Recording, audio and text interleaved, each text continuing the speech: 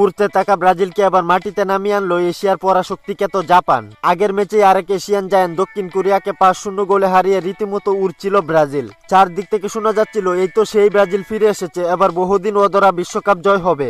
কিন্তু ব্রাজিলের এই ফর্মকে সাময়িক প্রমাণ করলো জাপান, ব্রাজিলকে দেখালো মুদ্রার উল্টো পিঠ। বরাবরই বড় দলদের জন্য ফাঁদে ফেলার ওস্তাদ জাপান। তবে টোকিওতে জাপানের বিপক্ষে ব্রাজিলের শুরু হয়েছিল চ্যাম্পিয়নদের মতোই। প্রথমার্ধে 26 মিনিটে তরুণ ডিফেন্ডার পেদ্রুর গোলে লিড নেয় ব্রাজিল। এরপর মার্তিনেল্লির গোলে 2-0 গোলে এগিয়ে গিয়ে গোল বন্যার আভাস দেয় ব্রাজিল। তখন মনে হচ্ছিল জাপান হয়তো এই ম্যাচে আর ফিরতে পারবে না। কিন্তু দ্বিতীয়ার্ধে শুরু হয় জাপানের দুর্দান্ত প্রত্যাবর্তন। 52 মিনিটে মিনামিনুর গোলে ব্যবধান কমায় জাপান। মাত্র 10 মিনিট পর নাকামুরার দুর্দান্ত ফিনিশে ম্যাচে সমতায় ফিরে জাপান। ব্রাজিলের আত্মবিশ্বাস তখন উধাও, চাপে পড়ে ব্যাকফুটে চলে যায় ব্রাজিল। সেই সুযোগে কর্নার থেকে 71 মিনিটে গোল আদায় করে 3-2 গোলে এগিয়ে যায় জাপান। ব্রাজিলের হাত থেকে কেড়ে নেয় জেতা ম্যাচ। বল দখলে ব্রাজিল কিছুটা এগিয়ে থাকলেও শেষ পর্যন্ত জাপানের দুর্দান্ত ফিনিশ ও কৌশলী ফুটবলের সামনে মাথা নত করতে বাধ্য হয়। এই জয়ে জাপান আবারও দেখিয়ে দিল এশিয়ান ফুটবল এখন কাউকে ভয় পায় না। শক্তিশালী দল ও মাস্টারমাইন্ড কোচ আনচেলত্তি থাকার পরও ব্রাজিলের এমন হারের কারণ কি হতে পারে কমেন্ট করে জানিয়ে দিন। খেলাধুলার গুরুত্বপূর্ণ আপডেট পেতে আমাদের চ্যানেলটি সাবস্ক্রাইব করে পাশেই থাকুন।